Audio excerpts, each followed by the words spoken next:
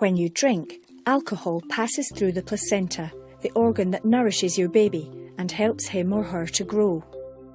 Any woman can have a baby who's affected by alcohol, and it's alcohol, it's not the type of alcohol. Any type of alcohol can damage the baby.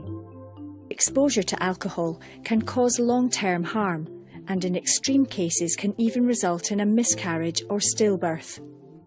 Most of the babies are born 3 or 4 weeks premature if they're affected by alcohol, and even that amount of prematurity can lead to some complications.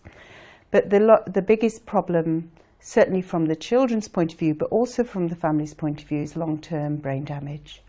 We don't know what levels are safe and which levels are harmful, and therefore we encourage all mums to not drink at all. When there's no alcohol, then there's no risk. Being exposed to alcohol in pregnancy can cause damage to babies' brains and is associated with what's known as fetal alcohol spectrum disorders. In the most serious cases, the baby's physical features and growth can also be affected, and this is called fetal alcohol syndrome, or FAS. Fetal alcohol syndrome is thought to be the severe end of fetal alcohol spectrum disorder, and in fetal alcohol syndrome you can actually see that the baby's been affected.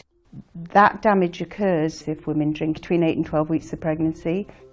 If women go on drinking later in their pregnancy, when the baby's brain is still developing, this can lead to learning difficulties with language, communication and behavioural problems.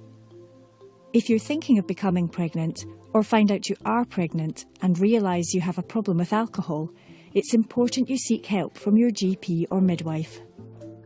If you have an issue with alcohol consumption and you find that you're pregnant, the first thing that you need to do is to tell someone. And I would encourage any mum to tell their midwife or to tell their GP so that they can be referred for the right help. And since you've become pregnant, how much have you been drinking?